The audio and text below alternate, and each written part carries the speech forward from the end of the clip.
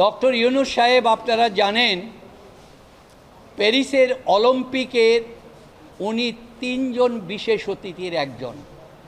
পৃথিবীর এত বড় অলিম্পিকের উনি একজন। এবং আরও শুনে আপনারা খুশি হবেন, সোশ্যাল বিজনেসটাকে এইটা অলিম্পিকটাই উৎসর্গ করছে সোশ্যাল বিজনেসের নামে। এইটা হচ্ছে বাংলাদেশের গর্ব। আগামী 100 বছর পর, ইউনূসের পর, রবীন্দ্রনাথের পরে 125 বছর পরে নোবেল পেয়েছে দুইজন।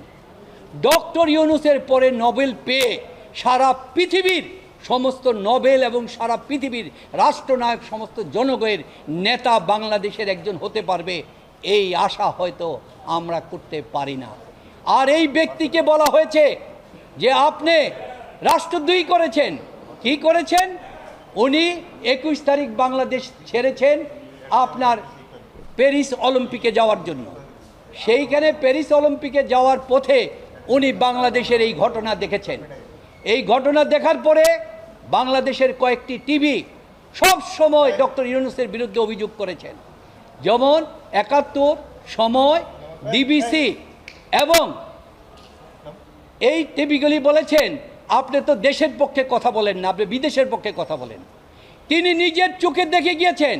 উনি জাতিসংঘের মহাসচিবের একজন, অন্যতম 7 জনের একজন উপদেষ্টা। ওনাকে যখন ওনার দেশ সম্পর্কে বলা হয়েছে কি, তখন তো উনি বিবৃতি দিতে বাধ্য। সেই বিবৃতিটা তো উনি জাতিসংঘের মহাসচিবের উপদেষ্টা হিসাবে তা তো বলতে পারে না। নির্বিচারে এই যে ছাত্রদেরকে হত্যা করা হয়েছে, গুলি করা হচ্ছে, জনগণকে গুলি করা হচ্ছে এবং 32 জন শিশুকে গুলি করে হত্যা করা হয়েছে, উনি এই জিনিসটা তুলে ধরেছেন। এবং উনি এটা তুলে ধরে বলেছেন এই জিনিসটা হয়েছে কেন?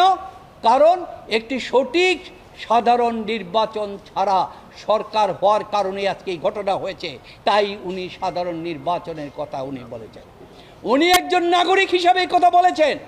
আজকে বাংলাদেশের প্রতিটা জায়গায় আপনাদের টিভির কাছে সবাই বলছে তাদের ব্যাপারটা রাষ্ট্রদ্রোহী হয় না, ডক্টর ইউনূসের ব্যাপারটা রাষ্ট্রদ্রোহী হয়।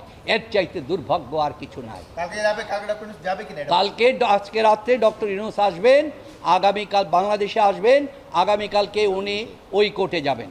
আর এই ব্যাপারে আমি আপনাদের কাছে একটি কথা বলতে চাই যে সরকার যে এই যে ছাত্রদেরকে মারল এবং জাতীয় সম্পদ নষ্ট হলো, এই ব্যাপারে কিন্তু দুটি প্রশ্ন দাঁড়ালো।